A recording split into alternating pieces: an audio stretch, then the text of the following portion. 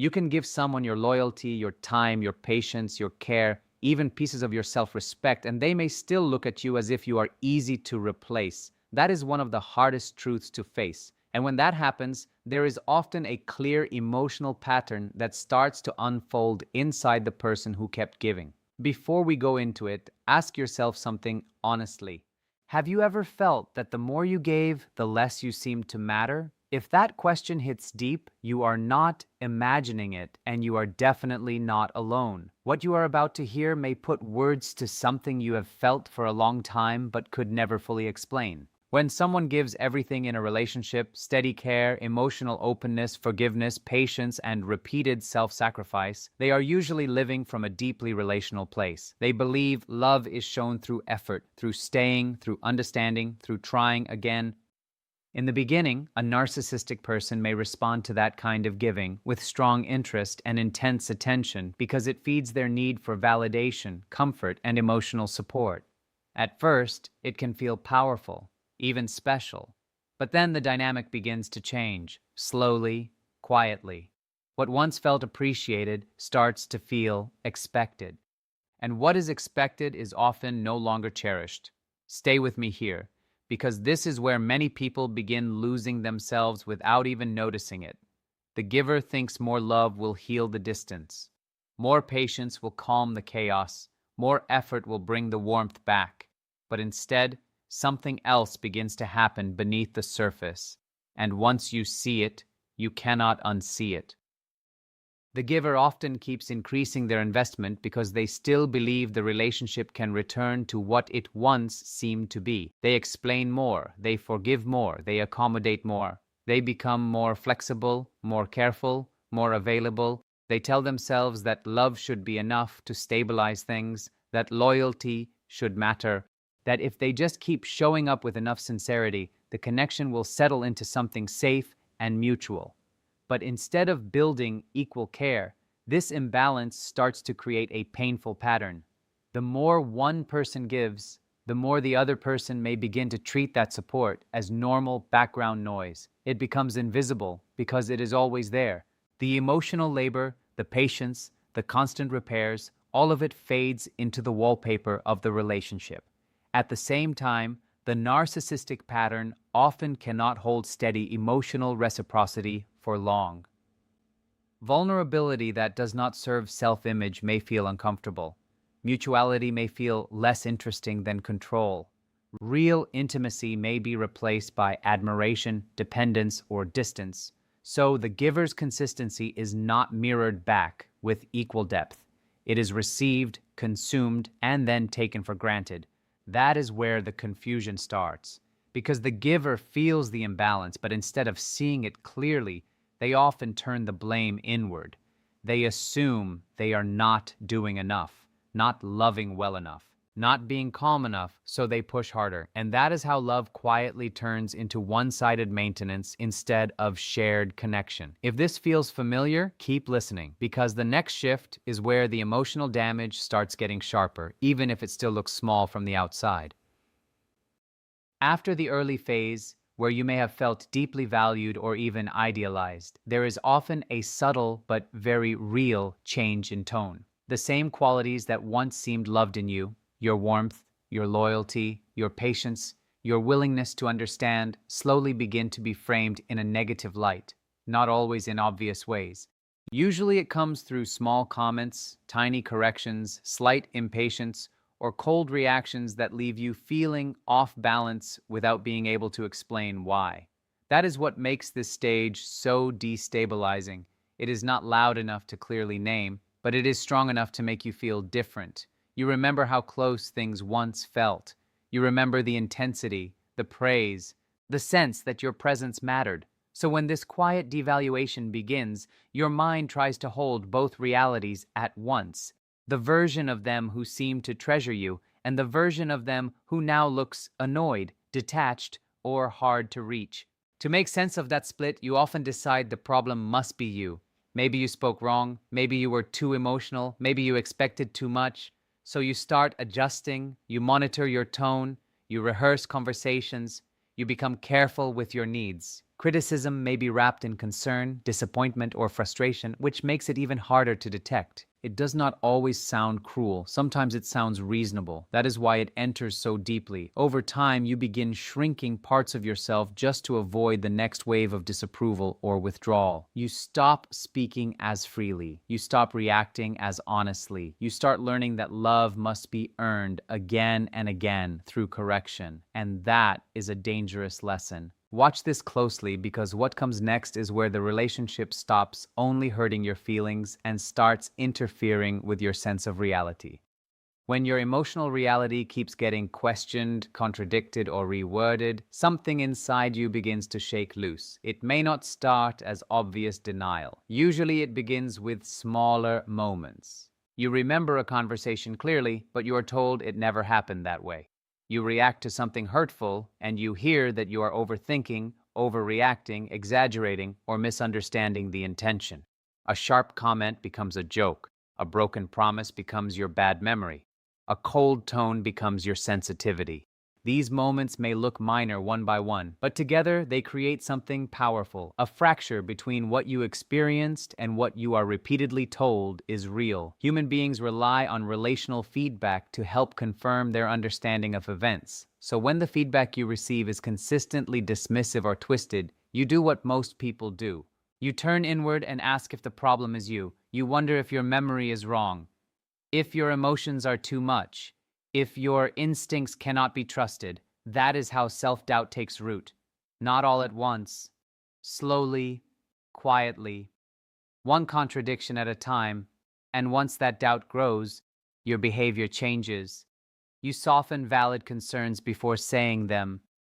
You avoid certain topics altogether. You edit your reactions in advance, not because your truth has disappeared, but because being told you are wrong has become exhausting. So you begin to lean more on their version of events than your own, even while something in you still feels unsettled. That is the cruel part. You still feel the discomfort, but you stop trusting what it means. And if you have ever felt that strange inner split where something feels deeply wrong but you cannot prove it even to yourself, then you know how disorienting this stage can be. And we are still not at the deepest part yet.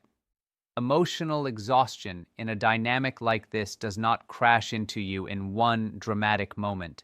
It piles up, layer by layer, day by day. The person who gave everything often begins living in a constant state of emotional work that no one else can fully see. They are not only handling their own feelings, they are also trying to manage the entire emotional weather of the relationship. They anticipate moods, they prevent conflict, they rush to repair misunderstandings. They explain themselves again and again. They swallow their own needs so things do not spiral or go cold. Over time, this becomes a pattern of overfunctioning.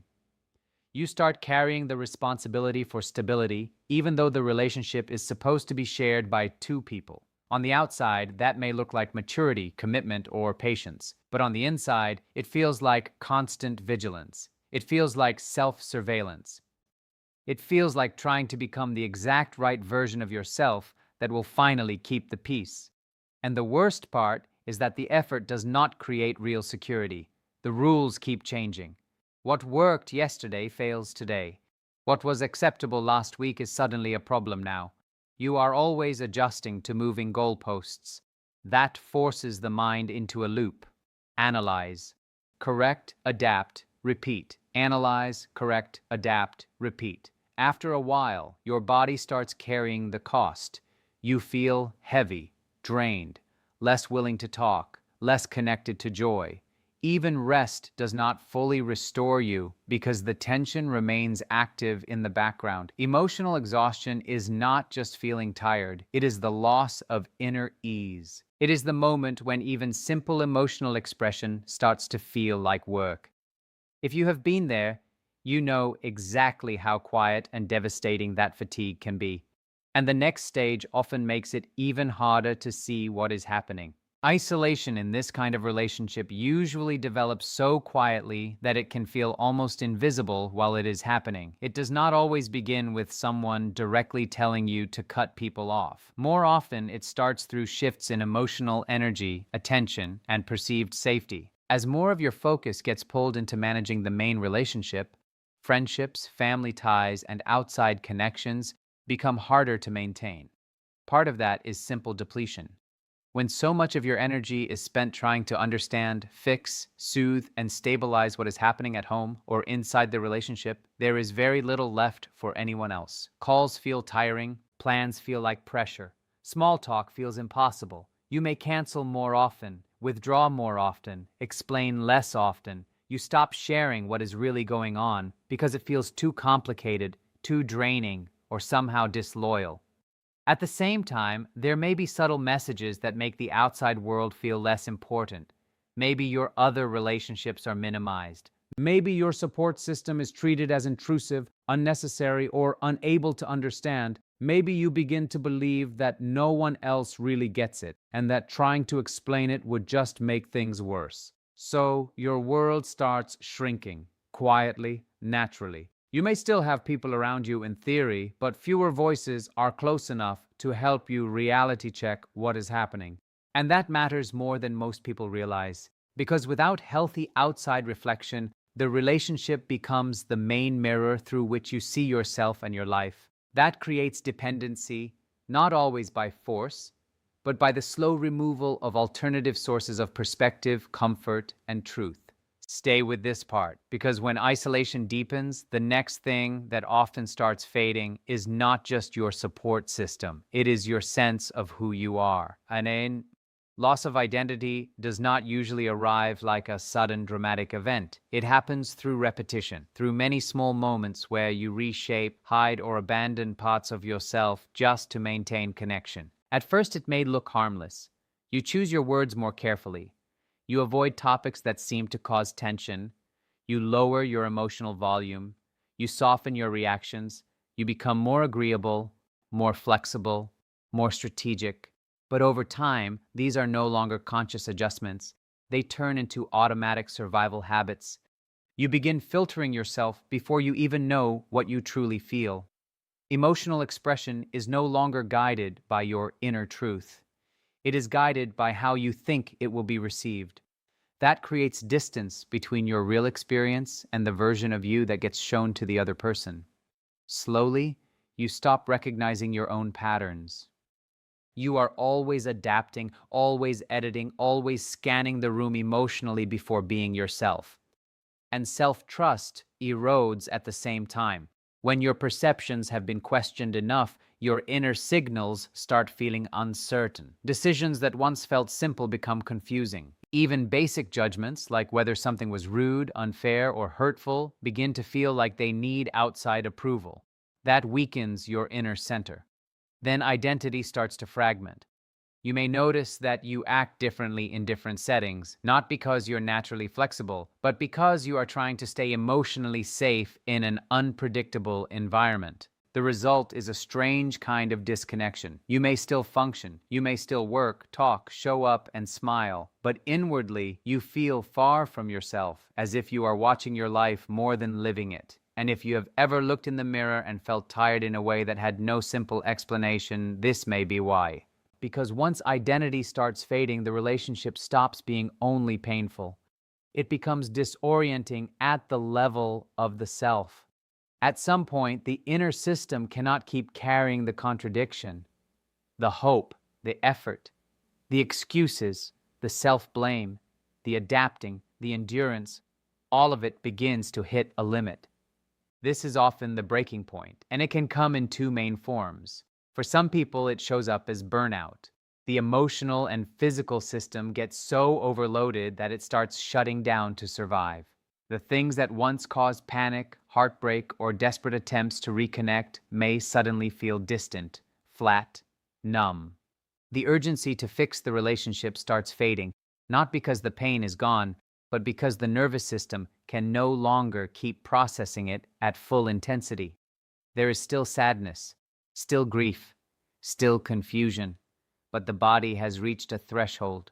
For others, the shift comes through clarity, slow clarity, painful clarity. The contradictions that once felt impossible to explain begin to line up into a pattern. The cycle stops looking random and starts looking consistent. What once felt like your personal failure starts looking like a structure that does not change, no matter how much love, patience, or understanding you bring to it. That realization can be deeply upsetting because it means facing something you spent so long trying not to face. The imbalance was not temporary. It was not a rough patch. It was built into the dynamic, and that recognition brings grief with it. Grief for the time invested, grief for the hope that kept you there, grief for the version of the relationship you believed you were building. But here is the part many people do not expect. This breaking point, whether it comes as numbness or clarity, is often the beginning of emotional separation inside the self.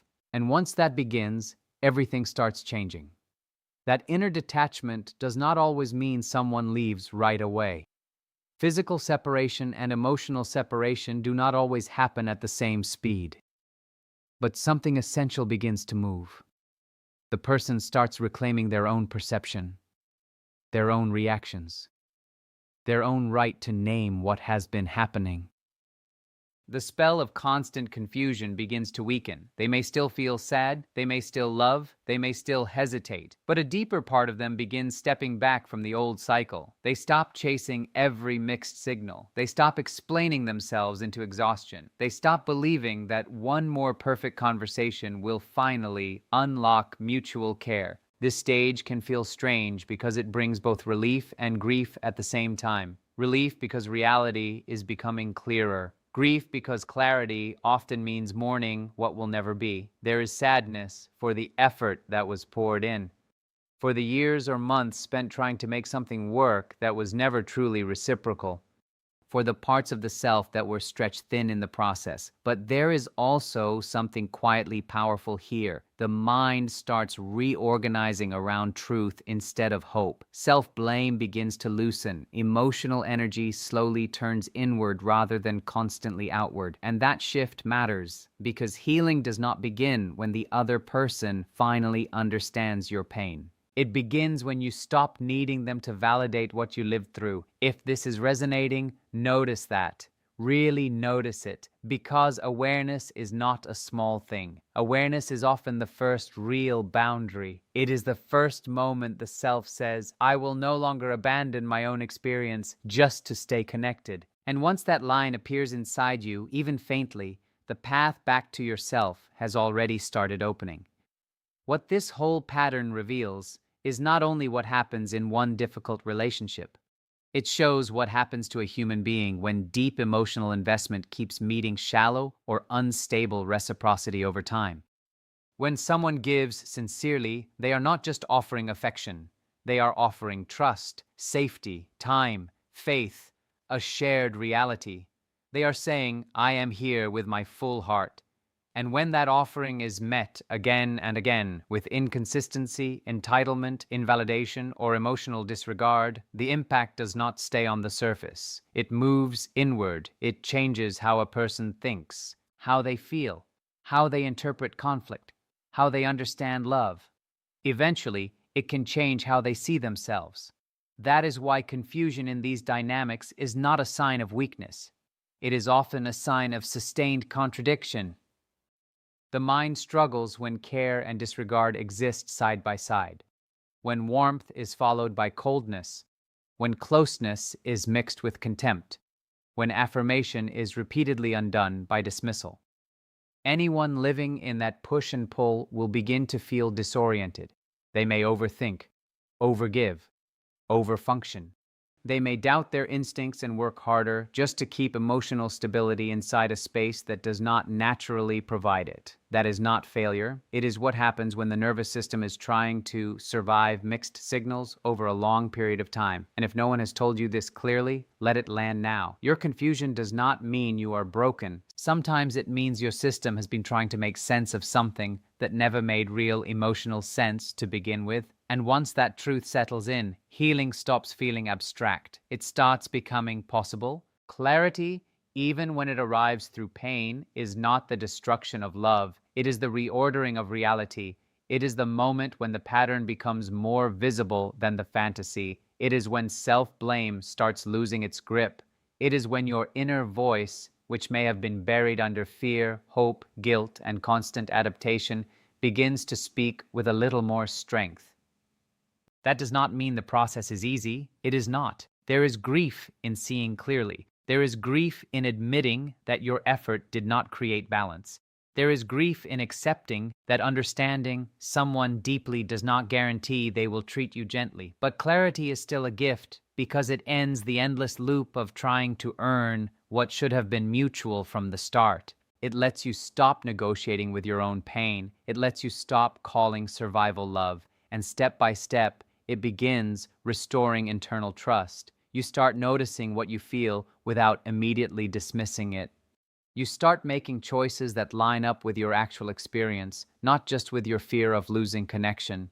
You begin separating your identity from the dynamic that harmed it. You remember what steadiness feels like, what honesty feels like, what emotional safety should feel like. And that is the turning point. Not bitterness, not revenge, not denial, just truth. Clearer truth, simpler truth. The truth that says love should not require the shrinking of the self. Love should not repeatedly ask you to disappear in order to keep it alive. If it does, then the issue is not the depth of your love. It is the imbalance of the exchange. And seeing that is not cold. It is wise. It is the beginning of returning to yourself with open eyes and stronger boundaries. The way forward is not about pretending none of this hurt. It is not about erasing the relationship from memory or shaming yourself for staying longer than you wish you had. The way forward is about coming back into contact with your own inner signals again. Slowly, gently, relearning what your body has been trying to tell you. Relearning that discomfort is information. That confusion can point to contradiction.